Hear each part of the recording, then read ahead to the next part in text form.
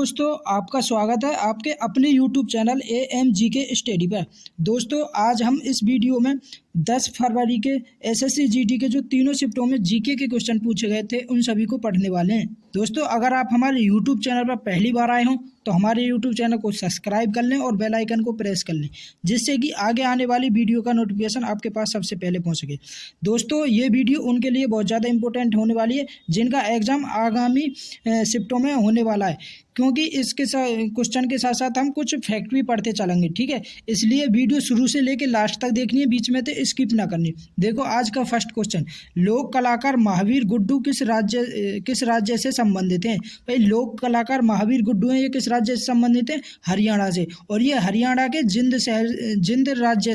जिंद जिले से संबंधित है। कौन? महावीर गुड्डू। महावीर गुड्डू को 2024 में पद्म पुरस्कार दिया गया था। इन्हें पद्म पुरस्कार इसलिए दिया गया क्योंकि हरियाणा संस्कृति को आगे बढ़ाने में इनका बहुत योगदान रहा। किसका? महावीर गुड्डू का। तो महावीर गुड्डू किस राज्य से संबंधित है? हरियाणा। और किस हरियाणा के जिंद जिले से संबंधित है। इतनी बात हमें याद रखनी है। नेक्स्ट क्वेश्चन देखो, अगला क्वेश्चन हमसे पूछा गया। देखो नेक्स्ट क्वेश्चन, भारतीय संविधान का अनुच्छेद 32 किससे संबंधित है? भाई, भारतीय संविधान का अनुच्छेद जो 32 है यह किससे संबंधित है? तो ये संवैधानिक उपचारों के अधिकार से संबंधित है। ये एक हमारा मौलिक अधिकार है। कौन सा? संवैधानिक उपचारों का अधिकार, इससे संबंधित है अनुच्छेद 32। और अनुच्छेद 32 को डॉक्टर भीमराव अम्बेडकर ने भारतीय संविधान की आत्मा भी कहा। ठीक है, इतनी बात हमें याद रखनी है। अगर पूछे कि भारतीय संविधान की आत्मा अनुच्छेद 32 को किसने कहा, तो भीमराव अम्बेडकर ने। किसने? भीमराव अम्बेडकर ने। ठीक है, एक पॉइंट और हमें याद रखना है, यह एक नागरिकों को उनके किसी भी मौलिक अधिकार के उल्लंघन के मामले में सर्वोच्च न्यायालय का दरवाजा खटखटाने का अधिकार करता है। अधिकार कौन सा करता है? सर्वोच्च न्यायालय। हम किस अनुच्छेद के तहत जा सकें? तो अनुच्छेद 32 के तहत। ठीक है ना। अगर पूछे, देखो, अब अगर पूछे कि हमारे संविधान में टोटल कितने मौलिक अधिकार हैं, तो वर्तमान में मौलिक अधिकारों की संख्या 6। ठीक है, अगर पूछे मतलब पूर्व में कितने मौलिक अधिकार है, तो पूर्व में मतलब पहले है हमारे 7 मौलिक अधिकार, लेकिन वर्तमान में कितने? हमारे 6 मौलिक अधिकार हैं। और 6 मौलिक अधिकार कौन कौन से? एक तो पहला है हमारे समानता का अधिकार। समानता का अधिकार अनुच्छेद 14 से अनुच्छेद 18 तक है समानता का अधिकार। दूसरे नंबर को हमारे स्वतंत्रता का अधिकार, अनुच्छेद 19 से अनुच्छेद 22 तक स्वतंत्रता का अधिकार। ठीक है, और तीसरा अधिकार है हमारा अनुच्छेद 23 से 24 तक शोषण के विरुद्ध अधिकार। अनुच्छेद 23 से 24 तक शोषण के विरुद्ध अधिकार। और चौथा अधिकार है हमारा धार्मिक स्वतंत्रता का अधिकार, अनुच्छेद 25 से 28 तक धार्मिक स्वतंत्रता का अधिकार। और पांचवा अधिकार है हमारा सांस्कृतिक और शिक्षा संबंधी अधिकार, अनुच्छेद 29 से 30 तक। और छठा संवैधानिक उपचारों का अधिकार, अनुच्छेद 32 में। ठीक है, ये हमारे 6 मौलिक अधिकार हैं। अगर पूछ ले कि मौलिक अधिकार हमारे संविधान के किस भाग में, तो भाग 3 में। ठीक है, अगर पूछ ले कि अनुच्छेद कितने से कितने तक है, तो अनुच्छेद 12 से अनुच्छेद 35 तक हमारे मौलिक अधिकार हैं।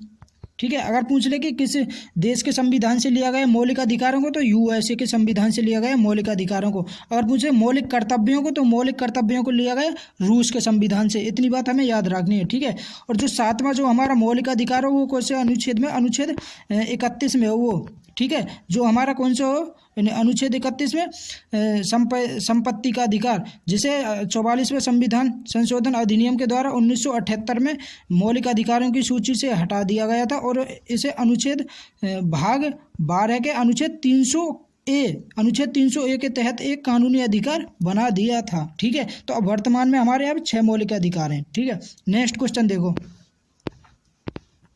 नेक्स्ट क्वेश्चन पूछा गया हमारा, खिलाफत आंदोलन किस धर्म से जुड़ा हुआ था? भाई, खिलाफत आंदोलन किस धर्म से जुड़ा हुआ था? इस्लाम धर्म से। किससे? इस्लाम धर्म से जुड़ा हुआ था खिलाफत आंदोलन। खिलाफत आंदोलन इस्लाम धर्म से जुड़ा हुआ था। यह आंदोलन साल 1919 से 1922 के बीच ब्रिटिश भारत में चला था। इस आंदोलन का मकसद तुर्की के खलीफा के पद को फिर से बहाल करना था। ठीक है, इतनी बात हमें याद रखनी है। नेक्स्ट क्वेश्चन देखो, नेक्स्ट क्वेश्चन हमसे पूछा गया, भारत के वर्तमान में सीएजी को मतलब नियंत्रक एवं महालेखा परीक्षक कौन है? वर्तमान में भारत के नियंत्रक महालेखा परीक्षक कौन है? तो हाल ही में के संजय मूर्ति भारत के नियंत्रक एवं महालेखा परीक्षक नियुक्त किए गए हैं। तो भारत के नियंत्रक महालेखा परीक्षक के संजय मूर्ति, ठीक है, के संजय मूर्ति मतलब सीएजी के रूप में यह वर्तमान अध्यक्ष गिरीश चंद्र मुर्मू के स्थान पर, किसके स्थान पर चुने गए? गिरीश चंद्र मुर्मू के स्थान पर सीएजी चुने गए। इतनी बात हमें याद रखनी है। नेक्स्ट क्वेश्चन देखो, अगला क्वेश्चन हमसे पूछा गया, साइंस में वी क्या दर्शाता है? भाई वी क्या दर्शाता है? तो वी दर्शाता है वेग को। वी किसे दर्शाता है? वेग को। तो वेग को समय के संबंध में निकाय के विस्थापन के परिवर्तन की दर के रूप में परिभाषित किया गया है।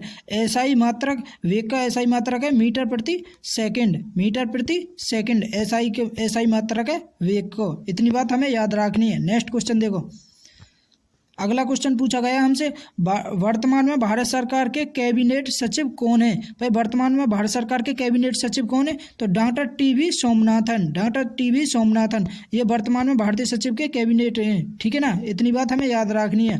नेक्स्ट क्वेश्चन देखो, अगला क्वेश्चन हमसे पूछा गया, भारत की जनगणना 2011 के अनुसार किस राज्य की साक्षरता दर सर्वाधिक रही? अगर पूछे किस राज्य की साक्षरता दर सबसे अधिक रही, तो केरल राज्य की साक्षरता दर सबसे अधिक रही। और इनकी केरल राज्य की साक्षरता दर कितनी रही? 94%। केरल की साक्षरता दर 94%, ठीक है।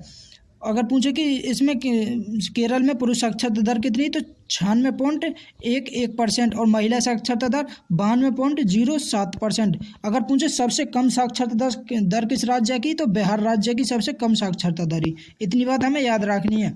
नेक्स्ट क्वेश्चन देखो, नेक्स्ट क्वेश्चन हमसे पूछा गया, सरहुल त्योहार किस राज्य में मनाया जाता है? सरहुल त्योहार किस राज्य में मनाया जाता है? तो झारखंड राज्य में। सरहुल त्योहार झारखंड राज्य में मनाया जाता है। और ये जो सरहुल त्योहार है, ये झारखंड में नई साल का प्रतीक है, ठीक है, नई साल के रूप में मनाए हुए हम सरहुल त्योहार है झारखंड में।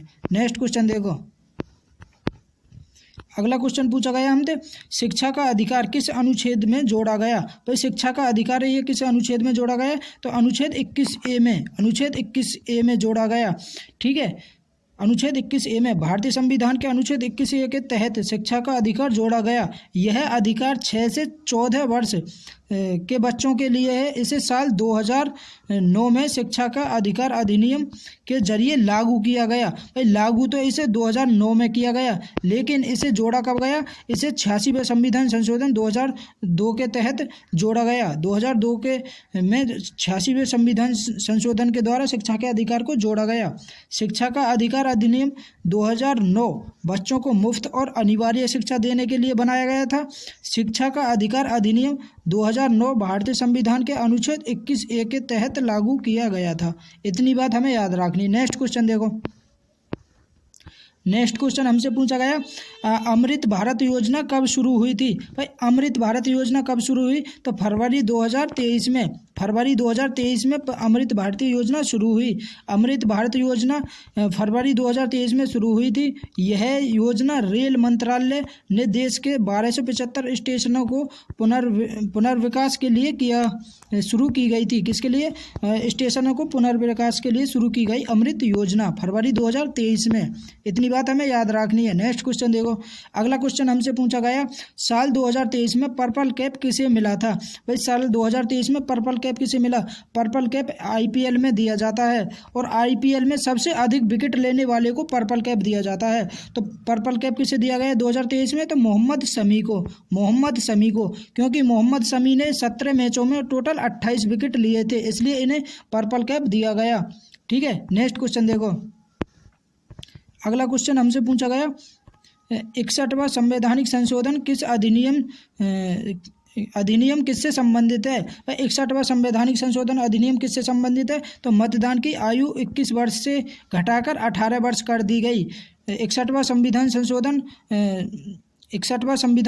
1989 के द्वारा मतदान की उम्र को 21 वर्ष से घटाकर कितना कर दिया गया? 18 वर्ष कर दी गई थी, ठीक है। भारतीय संविधान के 61वें संवैधानिक संशोधन अधिनियम 1989 द्वारा लोकसभा और राज्य विधानसभाओं के चुनावों में मतदान की आयु को कम कर दिया गया और यह आयु 21 वर्ष से घटाकर 18 वर्ष कर दी गई। इतनी बात हमें याद रखनी है। नेक्स्ट क्वेश्चन देखो।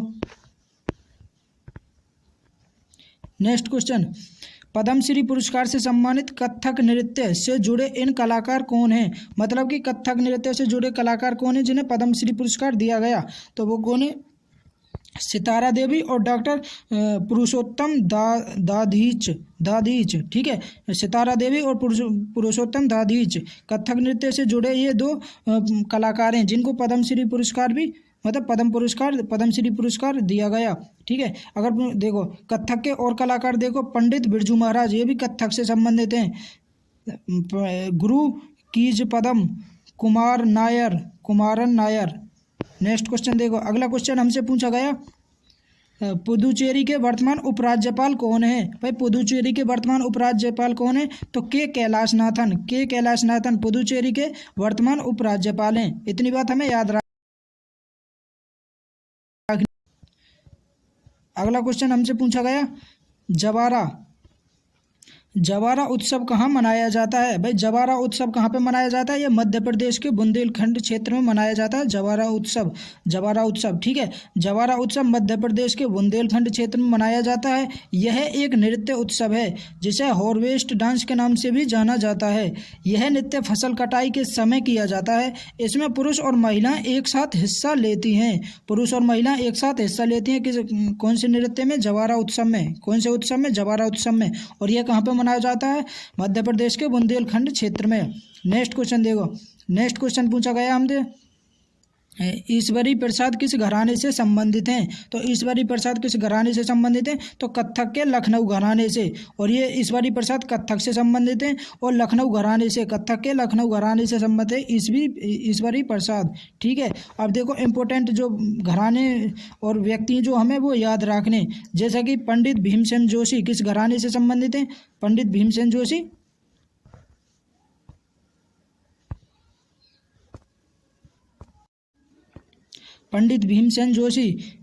किससे संबंधित? तो किराने घराने से संबंधित है पंडित भीमसेन जोशी। और पंडित रविशंकर मेहर घराने से संबंधित है। और पंडित जसराज मेवाती घराने से संबंधित पंडित जसराज। इतनी बात हमें याद रखनी है। नेक्स्ट क्वेश्चन देखो। अगला क्वेश्चन हमसे पूछा गया,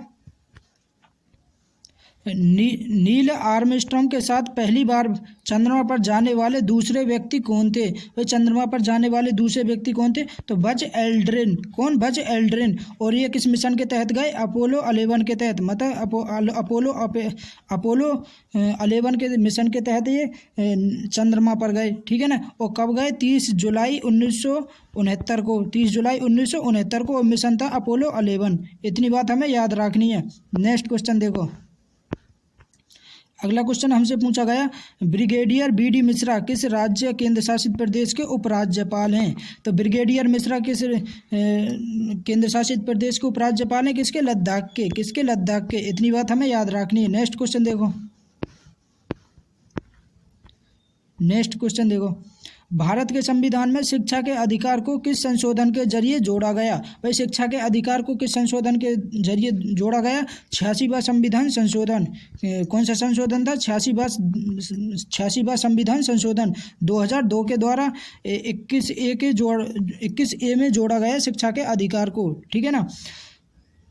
जो यह प्रावधान करता है कि राज्य विधि बनाकर 6 वर्ष से 14 वर्ष के सभी बालकों के लिए निःशुल्क शिक्षा अनिवार्य उपलब्ध कराएगा। मतलब निःशुल्क शिक्षा उपलब्ध कराएगा। नेक्स्ट देखो। अगला क्वेश्चन पूछा गया हमसे, तीसरा गोलमेज सम्मेलन कब आयोजित किया गया था? भाई तीसरा गोलमेज सम्मेलन कब आयोजित किया गया? 1932 में। कब? 1932 में। तीसरा गोलमेज सम्मेलन 1932 में नवंबर और दिसंबर के बीच आयोजित किया गया था। यह लंदन में आयोजित किया गया था। कहाँ पे आयोजित किया? लंदन में। मार्च 1933 में सम्मेलन की सिफारिश को श्वेत पत्र में प्रकाशित किया गया था। कब? किसमें? श्वेत पत्र में प्रकाशित किया गया था। नेक्स्ट क्वेश्चन देखो। अगला क्वेश्चन हमसे पूछा गया,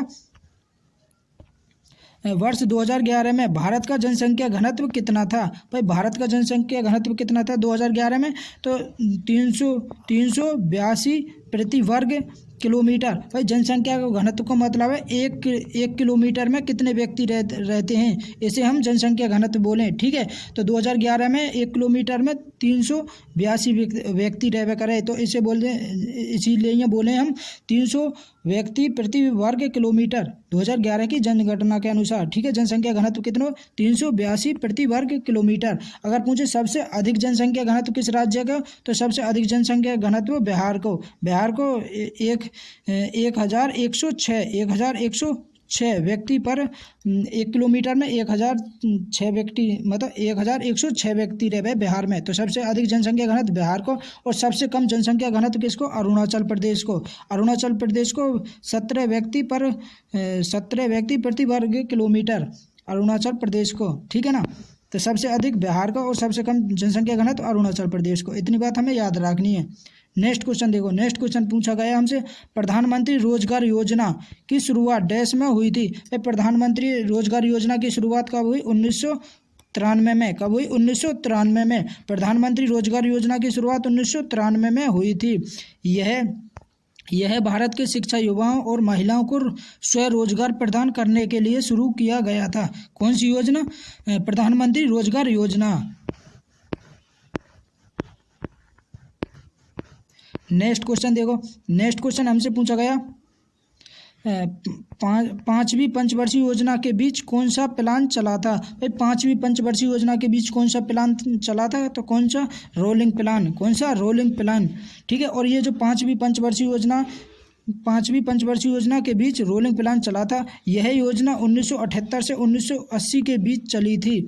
जनता पार्टी सरकार ने पांचवी पंचवर्षीय योजना को खारिज कर दिया था और इसके बाद रोलिंग प्लान शुरू किया गया था। तो नेक्स्ट क्वेश्चन देखो, अगला क्वेश्चन हमसे पूछा गया डॉक्टर सौम्यनाथन से।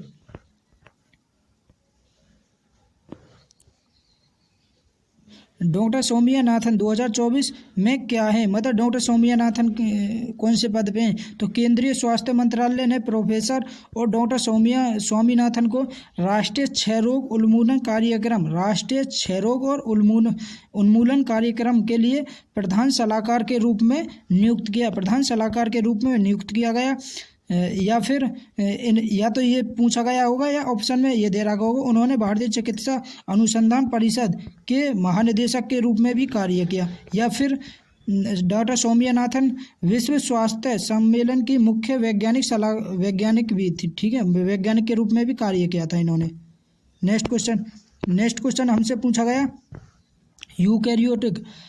यूकैरियोटिक और प्रोकैरियोटिक कोशिकाओं में कौन सा कोशिकांग पाया जाता है। यूकैरियोटिक और प्रोकैरियोटिक कोशिकाओं में कौन सा कोशिकांग पाया जाता है, तो राइबोसोम कोशिकांग। कौन सा, राइबोसोम कोशिकांग पाया जाता है। नेक्स्ट क्वेश्चन देखो, नेक्स्ट क्वेश्चन हमसे पूछा गया भारत के संविधान के निम्नलिखित अनुच्छेदों में से कौन सा अनुच्छेद धार्मिक स्वतंत्रता के अधिकार की गारंटी देता है। कौन सा अनुच्छेद धार्मिक स्वतंत्रता की गारंटी देता है, अनुच्छेद 25 से 28 धार्मिक स्वतंत्रता की गारंटी देता है। भारतीय संविधान में धर्म की स्वतंत्रता का अधिकार एक मौलिक अधिकार है। वर्तमान में मौलिक अधिकार कितने, 6 मौलिक अधिकार हैं, और मूल संविधान में कितने मौलिक अधिकार है, हमारे 7 मौलिक अधिकार है। ठीक है, तो अनुच्छेद 25 से 28 तक में संविधान के तहत धर्म की स्वतंत्रता के अधिकार की गारंटी देता है।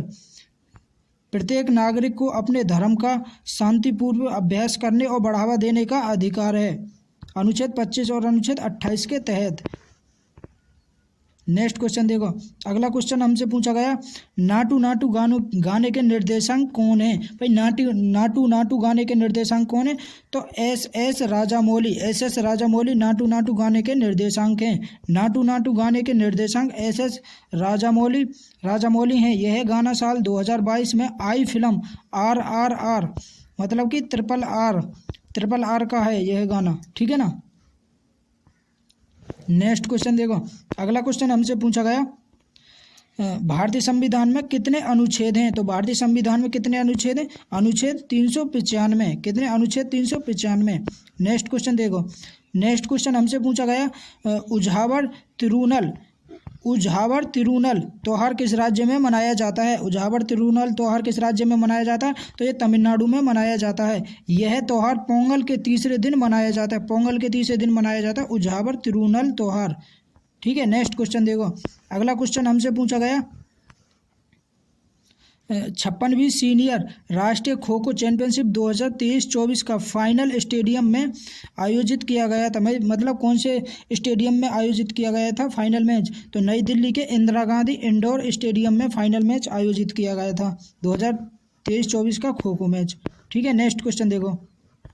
नेक्स्ट क्वेश्चन हमसे पूछा गया तीरंदाजी में पीले रंग के केंद्र बिंदु यानी वुल्स आई पर तीर लगाने पर कितने अंक मिलते हैं? भाई तीरंदाजी में ये जो बीच में पीले रंग का कलर कहाँ पे रहे और यहाँ पे निशाने लगाने पे कितने अंक मिले हैं? तो कितने अंक मिले? 10 अंक। कितने अंक मिले? 10 अंक मिलते हैं।